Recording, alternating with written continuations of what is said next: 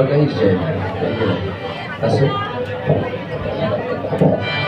सुरुवात करूया.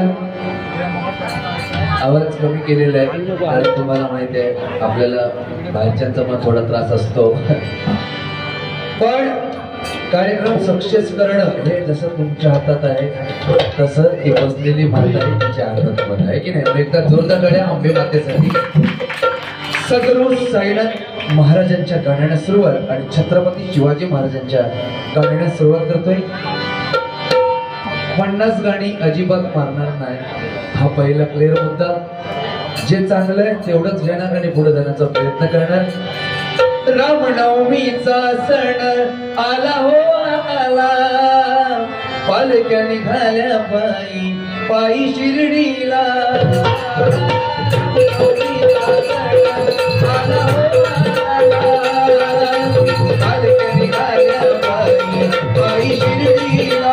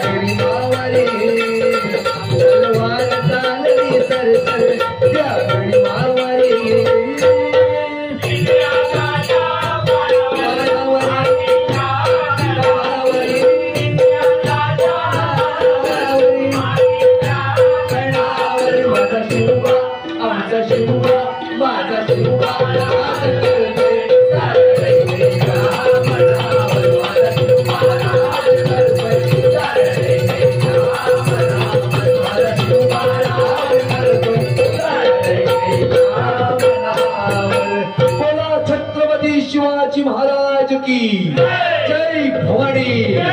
जय भवानी. एकदा जोरदार टाळ्या महाराजांसाठी होत. काय आहे, कापल्या जरी नसा आमच्या उधळ होईल भगव्या रक्ताची. कापल्या जरी नसा आमच्या उधळ होईल भगव्या रक्ताची. आणि फाडली जरी छाती आमची तरी मूर्ती दिसेल फक्त आणि फक्त छत्रपती शिवरायांची. छत्रपती शिवरायांची. छत्रपती शिवरायांची. हे हे आपलं स्वराज्य आहे, त्यांनी दिलेलं स्वराज्य आहे. व काय आहे, कधी माणसाच्या मनामध्ये मी असता कामा नाही. बरोबर की नाही. 3 अक्षराचं नशीब, 2.5 अक्षराचं भाग्य आणि 2 अक्षराचा लक आपल्याला साथ देऊन जाईल. पण 1 अक्षराचा मी आपल्याला मारून टाकल्याशिवाय राहणार नाही. ही वास्तविकता. या ठिकाणी सन्माननीय अपर्णा सावंत यांच्याकडून हे 100 रुपयाचं पारितोषिक मनपूर्वक स्वीकारतो. त्यांना देखील उद्धंड आयुष्य लाभू दे अशी पांडुरंगाचरणी प्रार्थना करतोय. बक्षीस स्वीकार करतोय.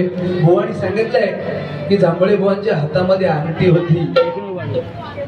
खायचा खडा. आता एवढा टाइम बसणार, बाहेर जाणारच नाही, तर तो खडा होईल की नाही मला सांगा. बरोबर की नाही. अरे सोना आणि चांदी ह्या अंगठ्या काय कामाच्या नाही आहेत, ही गोष्ट लक्षात ठेवा. परंतु एकच सांगतो, एक वेळ पंगत चुकली तरी 1 वेळचा जेवण चुकल. काय सांगतोय, 1 वेळ पंगत चुकली तरी 1 वेळचा जेवण चुकल. पण जर संगत चुकली तर आयुष्याचा वाटोळा झाल्याशिवाय काय. म्हणून संगत चुकता कामा नये, ही गोष्ट लक्षात घ्या. संपत्ती किती कमवा, पण संतती नालायक असेल ना, कमवलेली संपत्ती जायला वेळ लागणार नाही. बरोबर की नाही. पण संतती लायक असेल तर घरात संपत्ती यायला पण वेळ लागणार नाही. म्हणून संस्कार पोरांवर चांगले झाले पाहिजे. है की नाही. इथे आल्यानंतर समाधान आहे बुवा. मुंबई सारख्या मायावी नगरीमध्ये फॅशनची दुनिया सध्या फॅड चाललेलं आहे. पण इथे आमच्या महिला वर्गाकडे जर बघितलं ना, समाधानाचं एक प्रतीक आहे. इथे 9 वाली लुगडं आणि 6 वाली साडी आणि पंजाबी ड्रेस आहे. ही आमची संस्कृती आहे. नाही तर परिस्थिती अशी आहे, जीन्स पॅन्ट शिरा पडली काय उपयोगाचं नाही बुवा. आणि पूर्वीचा जो काळ होता, बायको नवऱ्याचं नाव घेताना सुद्धा 50 वेळा विचार करत होती. होय की नाही.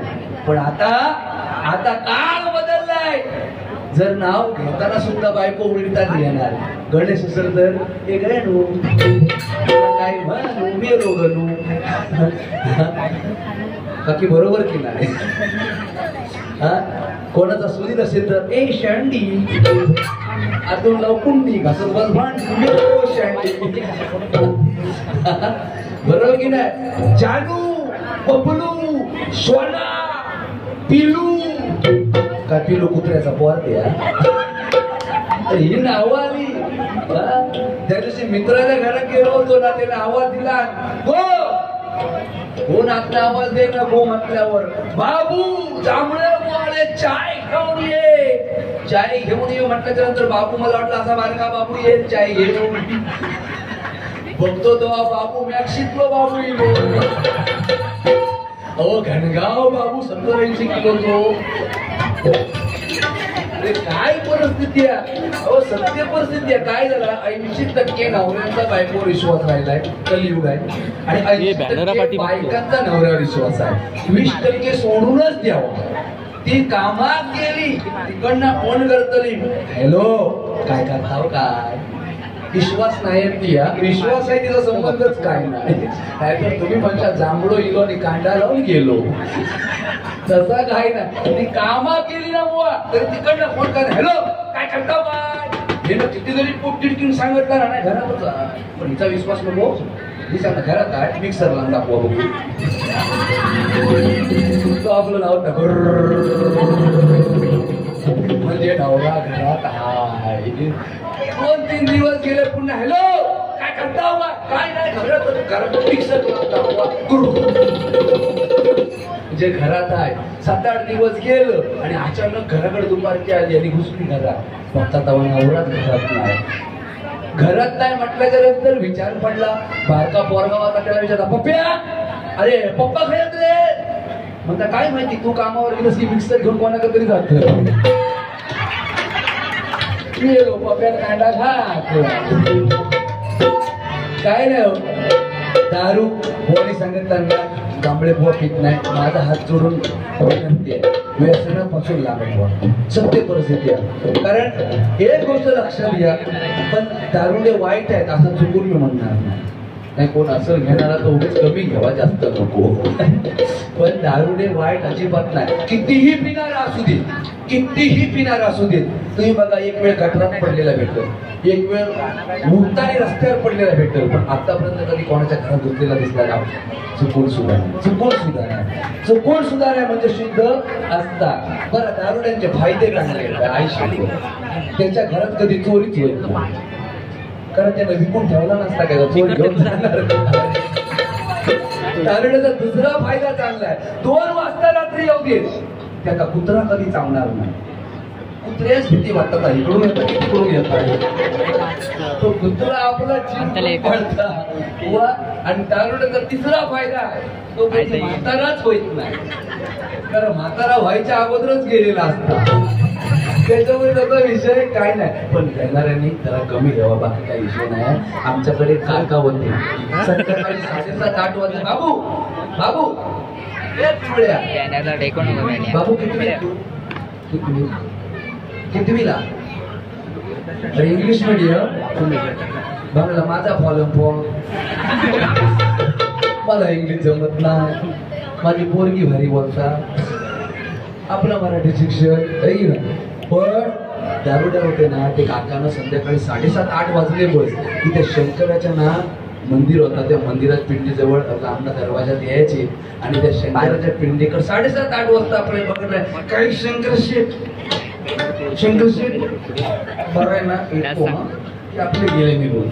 ठरलेला नाही ते किती पण घेऊ दे, पण 7:30-8 वाजले बस की ते बरोबर त्या ठिकाणी येणार आणि अगदी त्या पिंडीकडे बघणार, काही शंकर शेठ येतो.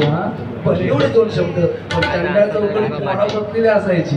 त्यांनी म्हणतात, हा हाताला लय चाप्टर दिसत आहे, ह्याची आज गंमत करूया. म्हणून त्यांनी काय केलं नाही, शंकराच्या पिंडीच्या समोर गणपतीचा फोटो उभो केला नाही. आपला बघूया म्हातारा आज काय करता. अगदी ठरल्याप्रमाणे आले, अगदी ठरल्याप्रमाणे 7-7:30 वाजता अगदी फुल टाईट माणूस अगदी डुलत आले आणि त्या बरोबर मंदिराजवळ आले. हाताची घडी घातली, एकदा बघत फोटोवर फक्त लक्ष टाकलं नाही. काही गणपतीराव बरं आहे ना, पप्पांना सांगा येऊन गेलो म्हणून. म्हणजे पिणाऱ्या शक्ती नाही सुद्धा आहे की नाही साहेब, बरोबर की नाही? वास्तविकता. अहो, सुनील कदम आणि माझी बारी नाला सोपऱ्यात, हे बरोबर ते कदम, आमची बारी नाला सोपऱ्यात चालू, इकडनं बिल्डिंग मध्ये बारी चालू आणि त्यानं फक्त म्युझिक मारला. 90ची पॅक घेऊन पहिल्या माळ्यावर काका बसले होते घरात, नागिनची म्युझिक कानावर फक्त पडली.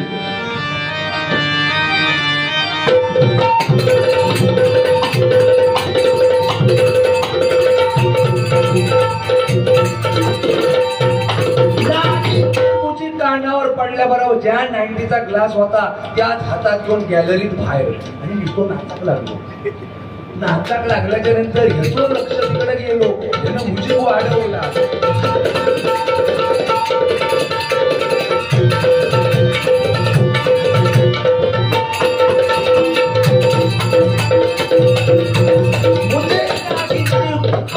अंगात भरल्याबरोबर जे काळीचा ग्लास घेऊन जे नाचोक लागलो ना, जी झेपाटी गेली ना घाटकन खाली, असो चालू कसो. जी आमच्याकडे गर्दी जमली होती ना, उलटी सगळी तिच्याकडे फिरली. त्या जवळ गेलो, त्या विचारतात, हे अरे काय झालं का? तो म्हणता काय माहिती, पण बाबा आताच खाली आलो. कोणाचा काय घेऊन बसला? काय नाही. ह्या फक्त नाव काय. या ठिकाणी सन्माननीय विजया गावडे यांच्यावर 100 रुपयाचे पारितोषिक आहे. मनपूर्वक स्वीकारतो. त्यांना देखील उथंड आयुष्य लाभू दे अशी पांडुरंगाची प्रार्थना करतोय. बक्षीस स्वीकार करतोय. आवाज थोडा कमी झालेला आहे, तुम्ही सांभाळून घ्यावा. सगळं काही व्यवस्थित होणार, काळजी करायचं काम नाही. खरोखर बुवानी एक सुंदर सांगितलंय की, दुसरा एक मुद्दा बुवानी चांगला सांगितला की माझी प्लास्टिकची सर्जरी काय माझ्या मरणावर टाकलं नाही. आता काय सांगू, माका परवडत नव्हता, मस्जिद का प्लास्टिक स्वस्त भेटता म्हणून म्हटलं माझं आपलं मी प्लास्टिक घेऊन येतो, तुम्ही सर्जरी करा, बाकी काय नाही हो. बाकी माणूस गोड आहे आयुष्यात, कधीच चुकलो सुद्धा आहे, रामासारखा स्वच्छ मनाचा माणूस. पण लक्षात घ्या, प्रभू रामचंद्राला सुद्धा एक दुसऱ्याची मदत घ्यावी लागली आहे. विश्वाचा विधाता आहे प्रभू रामचंद्र. पण ज्यावेळेला वनवास भोगत होता ना, सीतामाई शोधासाठी हनुमंतरायांची आणि वानरांची मदत घ्यावी लागली. म्हणून एकामेकाचं मदत घेतल्याशिवाय हे कार्य पूर्ण होत नाही. एक गोष्ट लक्षात घ्या, हा जो देह आपल्याला भेटलाय ना, जरी देवाने जरी दिला असला ना, तरी देवाला सुद्धा आईची मदत घ्यावी लागली आहे, बरोबर की नाही. म्हणून आई सगळ्यात श्रेष्ठ आहे, जोरदार आई सगळ्यात. कारण मृत्यूसाठी असंख्य पर्याय आहेत, मृत्यूसाठी असंख्य पर्याय आहेत, पण जन्मासाठी एकच पर्याय, ती म्हणजे आमची आई आहे. ही गोष्ट लक्षात घ्या. जगातले सगळे इंजिनियर तयार आहेत, समुद्रात खालून रेल्वे गेली इंजिनियर तयार आहे, मंदिर बांधणारा इंजिनियर तयार आहे, रस्ते बनवणारा इंजिनियर तयार आहे, पण आतापर्यंत एक इंजिनियर तयार झाला नाही आणि होणार पण नाही. तो म्हणजे बाळ जन्माला यायच्या अगोदर आईच्या स्तनामध्ये दूध कुठून निर्माण होतो याचा इंजिनियर अद्याप तयार झाला नाही आणि होणारही नाही. एक लक्षात फक्त बोलणं ठेवा, मरेपर्यंत तिला त्रास द्या, पण मरताना सुद्धा आशीर्वाद दिल्याशिवाय राहणार नाही, अशी आई आहे. ही गोष्ट लक्षात घ्या. मग आईसाठी एक गाणं घेतो आणि गजराला सुरुवात करणार. वेळ फार कमी आहे, त्याच्यामध्ये मनोरंजन करण्याचा प्रयत्न करणार. कारण आईसारखं श्रेष्ठ दैवत या जगामध्ये नाही. एक गोष्ट लक्षात घ्या, शाळेमध्ये आम्हाला श्यामची आई शिकवले, बरोबर ना. श्यामची आई पुस्तक आम्हाला माहितीये, पण श्यामचा बाबा किती जणांना माहितीये? कोणाक माहितीये ते हात वर करा. नाही ना, कोणालाच नाही माहिती श्यामचा बाबा काय माहिती. कारण बाप कळला पाहिजे. छत्रपती शिवाजी महाराज घडले, आऊ साहेबांमुळे घडले, आम्ही छाती ठोकपणे सांगतो. पण त्याच माझ्या राजासाठी मुघलांकडे हातात बेड्या ठोकून घेणारा शहाजी राजा आपल्याला विसरता कामा नये. शहाजी राजा आपल्याला विसरता कामा नये. कृष्ण गोकुळात वाढला, त्रिवार सत्य, पण त्या कृष्णाला रात्री 12 वाजता यमुना पार करणारा वसुदेव बाप विसरता कामा नये. राम वनवासाला गेलाय, पण घरात पुत्र शोकाने राजा दशरथ मिळाला, ही गोष्ट विसरता कामा नये. मंडळी, बाप आयुष्यभर तुमच्यासाठी झडतो. सकाळी उठून तुम्ही जाता ना कॉलेजला, तुमच्यासाठी सॅन्डल 500 रुपयाची घेईल, जीन्स पॅन्ट हवी तर पोरगीला ती पण घेऊन देईल, कधी नाराज करणार नाही. तिला 1000ची पॅन्ट घेऊन देईल, ड्रेस 1000चा घेऊन देईल, पण स्वतःच्या पायातली फाटकी चप्पल घालून जगणारा बाप आहे. गोष्ट लक्षात घ्या. बाप कळला पाहिजे, बाकी काय तुम्हाला नाही कळलं तरी चालेल. आयुष्यात एकच गोष्ट करा, ईश्वर समान बापाची मान खाली होईल असं कृत्य करू नका. जीवनाची नय्या तुमच्या तरल्याशिवाय राहणार नाही. त्या आईसाठी एक गाणं घेतो आणि पुढे जाण्याचा प्रयत्न करतोय. आई तुझ्या मूर्ती वाणी या जगात मूर्ती नाही. आईच्या मूर्तीसारखी श्रेष्ठ मूर्ती या जगात नाही. मंडळी, घर सोडून आपण जातो ना, या मुली आमच्या घर सोडून आईचं जातात. लाड बापाने मुलीचे जास्त करतात. पोरगे म्हणतात माझा पण मुलगा आज भजनात आहे, तिकडे बसलाय. तुम्ही म्हणता माझ्या बहिणीचे लय लाड करता, कारण ती जाणारी असते, बरोबर की नाही. तू तर माझ्याकडे राहणार आहे, तुला हवं ते काही देऊ शकतो, पण ती जोपर्यंत आहे तोपर्यंत तिचं जी काही इच्छा ती पूर्ण करे का बापाचं कर्तव्य आहे. म्हणून सांगते बघा, आई तुझ्या मूर्ती वाणी या जगात मूर्ती नाही. अनमोल जन्म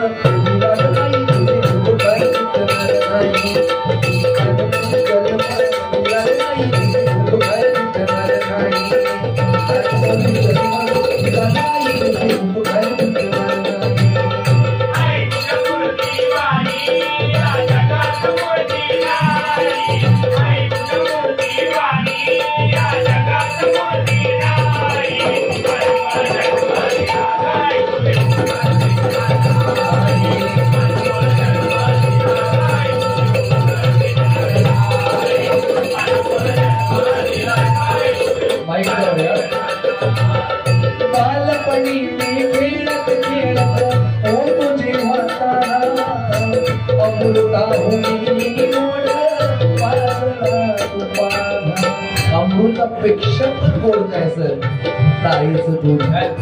काही जगातली सर कुठच्या दुधाला येणार नाही. त्या आईचं दूध अमृतापेक्षा पण श्रेष्ठ आहे. एक गोष्ट लक्षात घ्या, अमृत भेटेल नाही भेटणार त्यासाठी देवांना समुद्र मंथन करावं लागलं. आपल्याला फुकट अमृत परमेश्वरानं आई ठरवताना दिलं. अवसर आहे, अवसर तिला जे पाहिजे ते देण्याचा प्रयत्न करा. मेल्यावरती वाडीवर बरेच जण ठेवणारे माझ्या आईशीला जिलेबी आवडत होती, माझ्या आईशीला लाडू आवडत होते. काय खाणार नाही, काय खाणार नाही. जिवंतपणे सगळं खायला द्या. स्वर्ग तुमच्या घरात असताना नरकात जाण्याची इच्छा मनात ठरवू नका. एवढं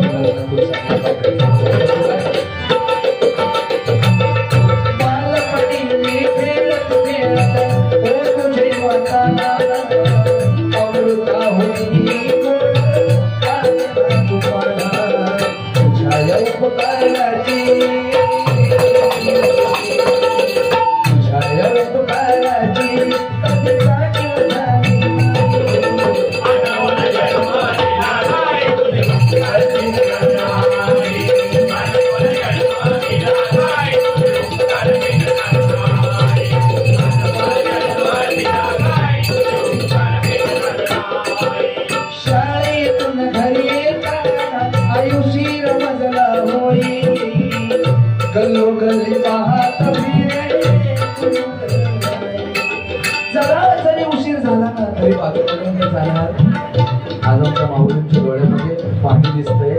खरंच सांगतो, आजची दुर्गा देवी प्रत्यक्षात तुमच्या रूपाने तुमचे जे उपकार जर आमच्यावर नसतील ना, तर हा संपूर्ण जग पाहण्याची आमची हिंमत कधीच झाली नसते. होणार नाही. एका जोरदार काळ्या आई वडिलांसाठी होता. बायको कितीही लाडकी होती, बायकोचं मानलंच पाहिजे. हे सुद्धा देवीच आहे. पतीचं काय मानावं हे प्रत्येकाने ठरवायचं आहे. लाडक्या बायकोच्या सांगण्यावरून मुलानं आईचं काळीच काढलं. प्रेमाची बायको नाही, लाडक्या बायकोच्या सांगण्यावरून मुलानं आईचं काळीच काढलं. एका हातामध्ये काळीच घेतलं आणि धावत निघाला आई बायकोला देण्यासाठी. का आईचं काळीच पाहिजे, पण तू जाऊ नको मला सोडून. धावता धावता ठेच लागली. एका बाजूला काळीच पडलं, एका बाजूला मुलगा पडला. पण त्या पडलेल्या काळातून सुद्धा आवाज निघाला, अरे बाळ तुला लागलं का? यायची माया, यायची माया. आयुष्यभर राहत्या श्रावण बाळाच्या छाताडात पाठ घुसलेला आहे आणि शेवटचा श्वास घेतोय. घरी विचार करतो, आई वडिलांना पाणी घेऊन कोण देईल. कुंडलिकाच्या माघारी उभा पांडुरंग आहे. वीट झुगारलेने सांगतोय, देवा आलायस तर उभा ना, पण मी माझ्या आई वडिलांची सेवा सोडणार नाही. लक्ष ठेवा, बापाच्या आज्ञेवर आईचं मुंडक उडवलं होतं परशुराम, जमदग्नी ऋषींचा पुत्र. पण मुंडक उडवून सुद्धा आईला जिवंत करायची ताकद त्या परशुरामात होती. म्हणून सांगतोय, बापाच्या आज्ञेवर आईचं मुंडक उडवलं होतं परशुराम, आणि आईच्या आज्ञेवरून बापाला सुद्धा घरात घुसायला नाही दिलं तो पार्वतीचा पुत्र गणेश. एक गोष्ट लक्षात ठेवा, आज्ञा काढायची कशी या दोन पुत्रांकडून कळलं पाहिजे. म्हणून सांगते बघा, आईसाठी शाळेतून घरी येताना आईची नजरा होई. कल्लो घरी पाहत तुझ्या उपकाराची, तुझ्या उपकाराची कधी जाणीव झाली नाही.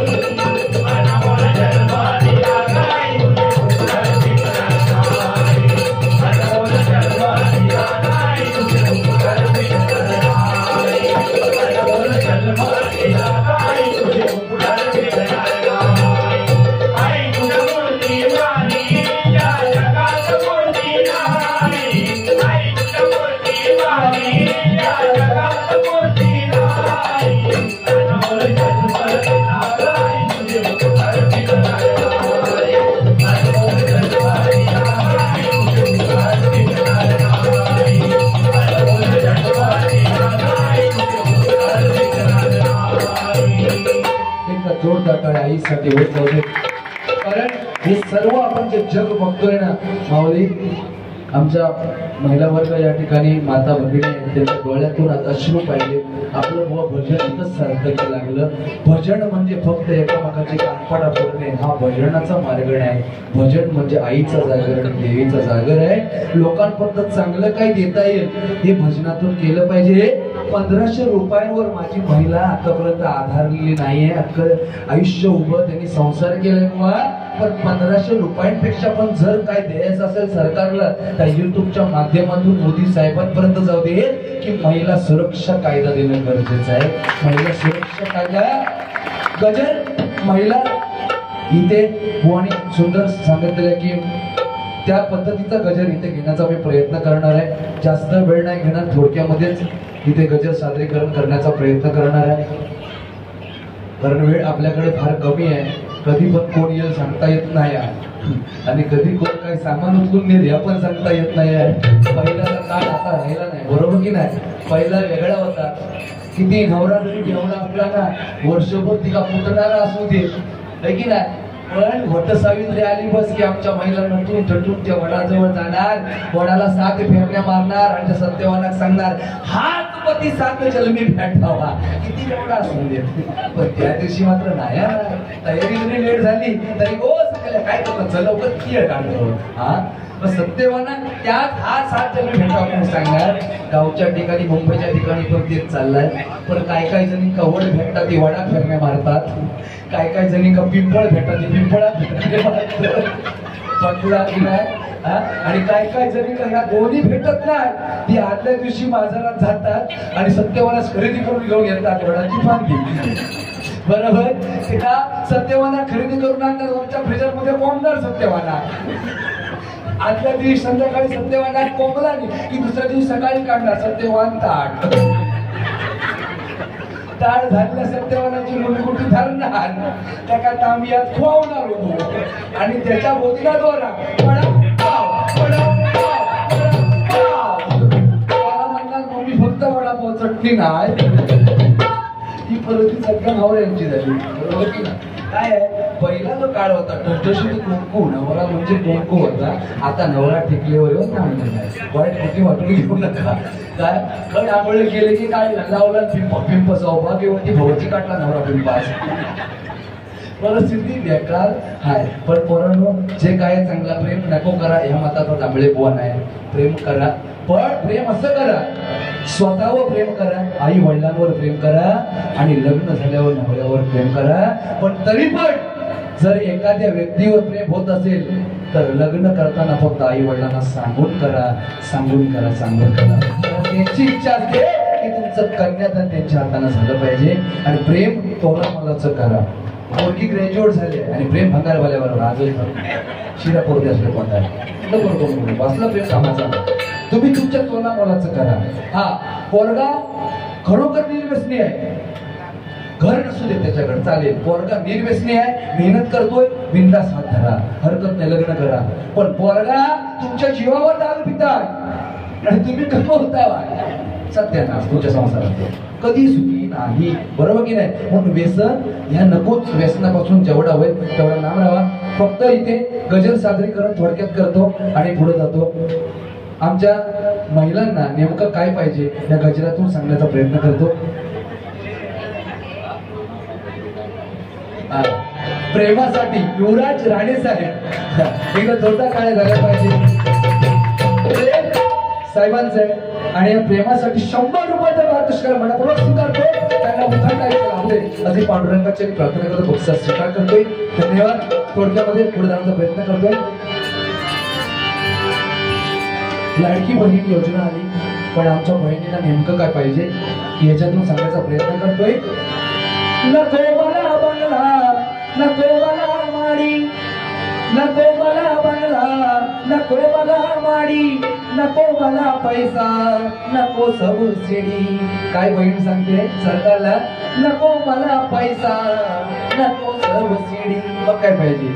माझ्यासाठी काढा कायदा, माझ्यासाठी काढा कायदा, मला माझी सुरक्षा, माझ्यासाठी काढा कायदा, मला माझी सुरक्षा, माझ्यासाठी काढा कायदा.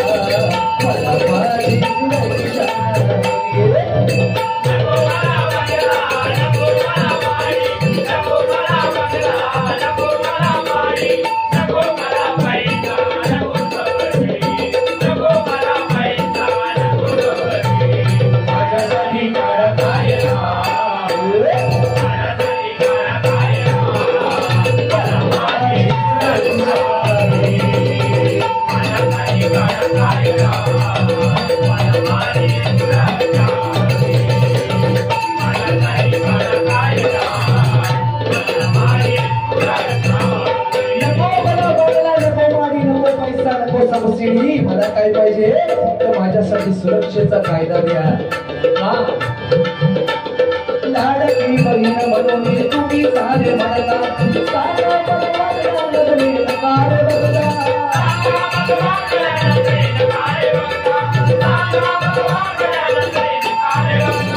जीवन माझं मुश्किल झालंय बघता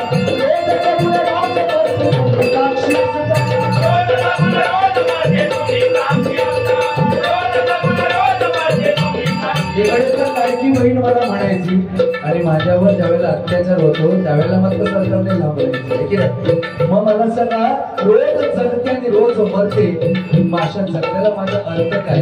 तुम्ही 1500 दोन खाऊ कधी बरोबर की नाही. मग 1500चा काय फायदा मग 1500चा काय फायदा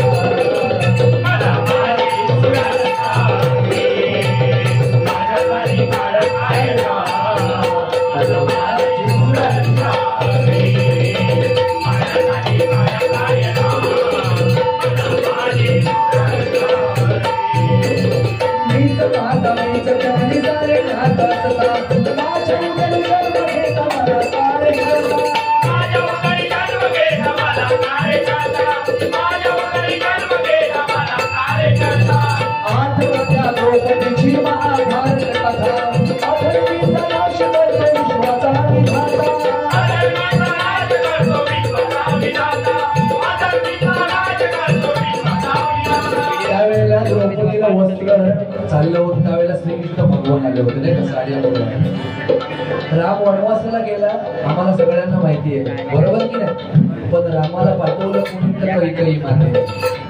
कैकेयी मातेने रामाला 14 वर्षाचा वनवास घडला म्हणून आम्ही सांगतो. पण एक गोष्ट लक्षात ठेवा याला सगळं कारण फक्त स्वतः प्रभू रामचंद्र आहे.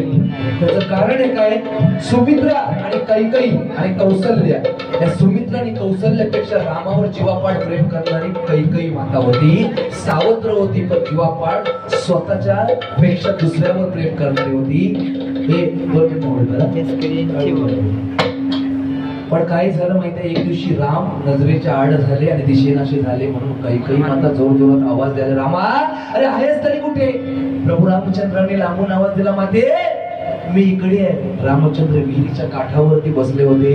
विहिरीच्या काठावर रामचंद्र बसलेला 13-14 वर्षाचं बालक ते विहिरीच्या काठावर बसलेलं आहे आणि लांबून मातेने आवाज दिला काळीज तुटावं तसं काळीज रामा अरे बाहेर ये रे आतमध्ये पडशील. प्रभू रामचंद्राने सांगितलं माते तू जिथे उभेस तिकडेच उभी राहा. एक पाऊल जरी पुढे टाकलीस ना तर इथून आतमध्ये उडी घालीन.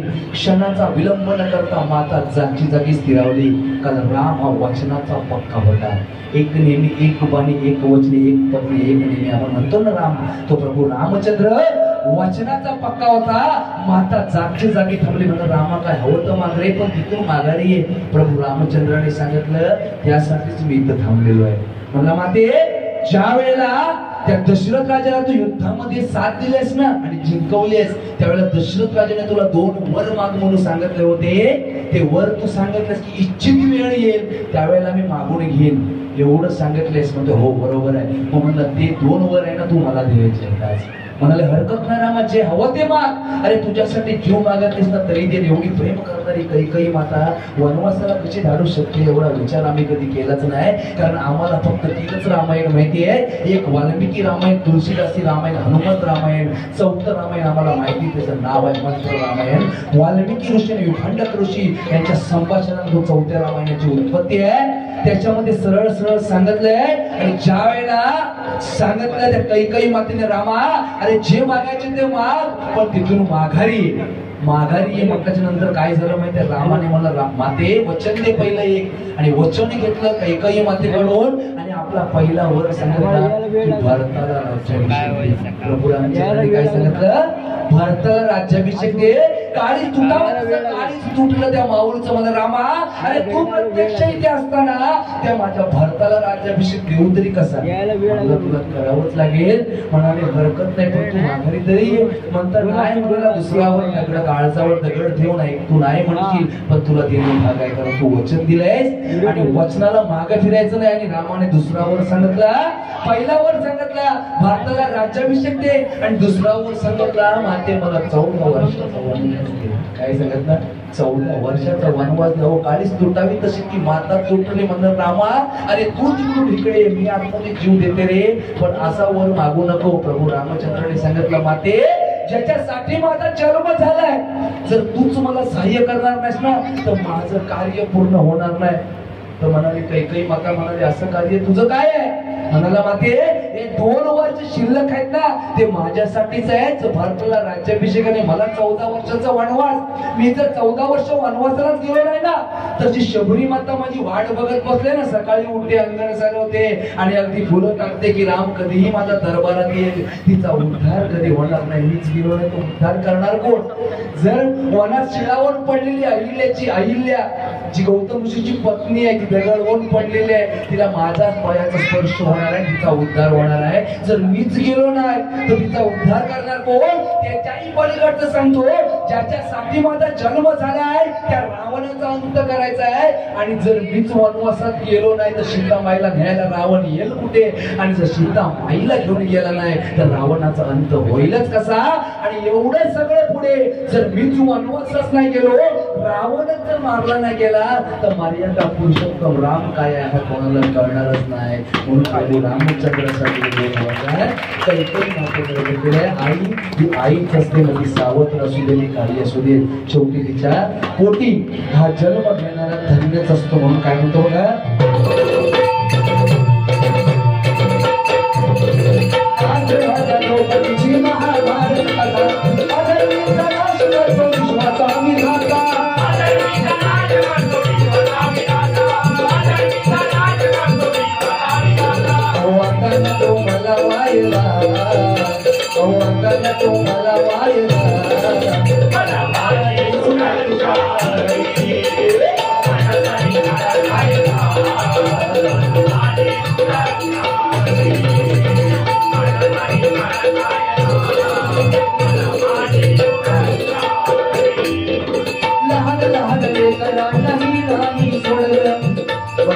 घटना जर आपण बघत अंगावर काटा येतोय की 4 वर्षाची चिमुकली, काय दोष?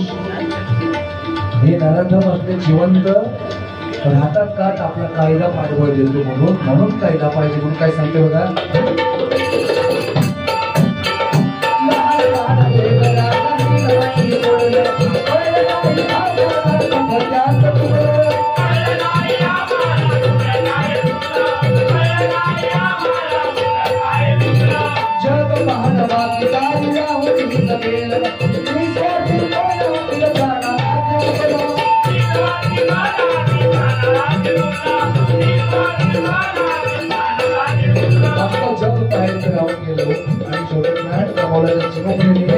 मला सांगा ज्या वेळेला हा कायदा येईल ना त्यावेळेला 100% विचार करणारा विचार करेल, जागच्या जागी त्याला गोळ्या झाल्या पाहिजे. त्यावेळेलाच आपल्या महिला, आपल्या बहिणी, आपल्या माता सुरक्षित आहेत. कोणी या भटनाच्या पाठीमागे प्रयत्न करतो. म्हणून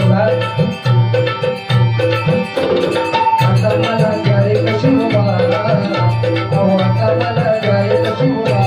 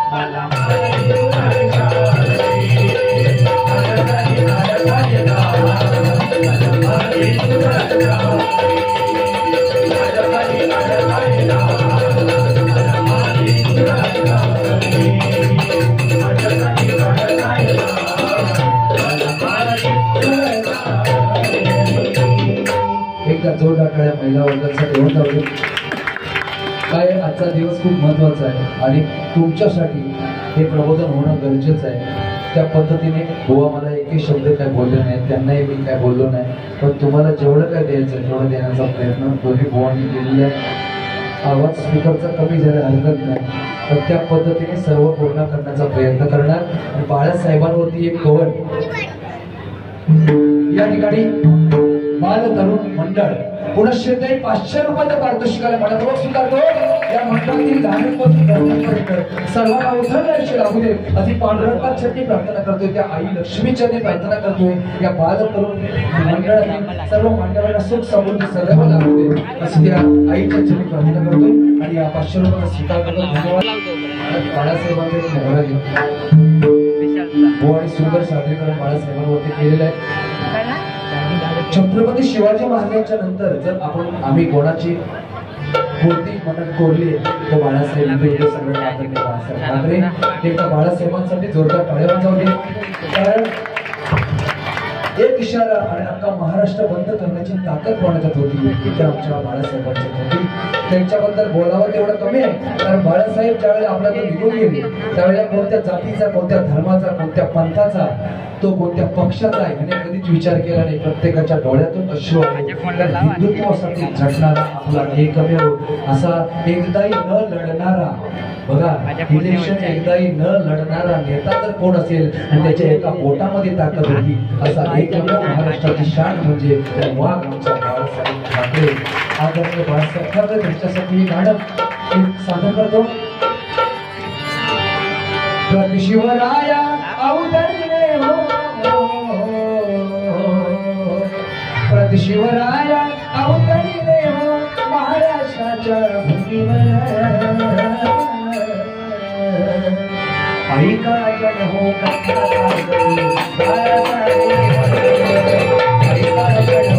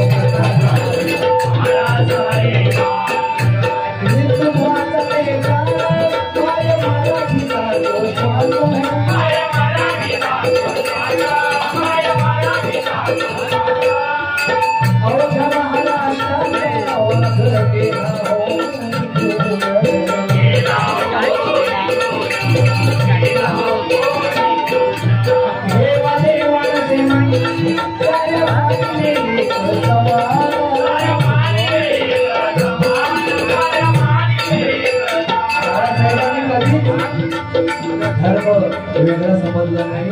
जो हिंदुत्वासाठी झटला तो बाळासाहेबांचा झाला. म्हणून हिंदू धर्म हा सगळ्यात पहिला विषय बाळासाहेबांचा होता. म्हणून सांगते बघा प्रभू रामचंद्राचा धनुष्यबाण एक वचनी एक वचनी प्रभू रामचंद्र बाळासाहेबांनी जे बोललं ते कधी माघारी नाही घेतलं. कारण मुखातून गेलेला शब्द बाळासाहेबांनी सरळ सांगितलं. बोललोच तिथे माघारी न फिरणारा एकमेव नेता बाळासाहेब आहे की नाही. म्हणून सांगते बघा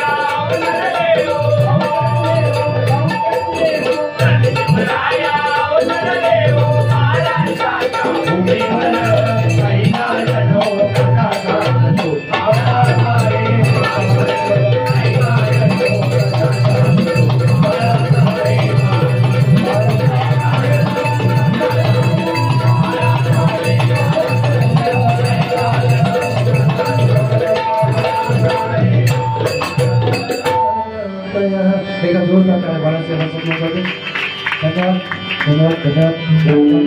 गजर घेतो कानावरचा आणि करतो. सन्मान्य विजय पवार साहेब यांच्याकडून 100 रुपयाचे पारितोषिक सन्मान्य पवार साहेब यांना उत्तम आयुष्य लाभू दे असे कर्मचारी प्रार्थना करते. बक्षीस स्वीकार करतो. धन्यवाद. उदेगा आंबे उदे उदेगा आंबे उदे उदेगा आंबे उदे उदेगा आंबे उदे उदेगा आंबे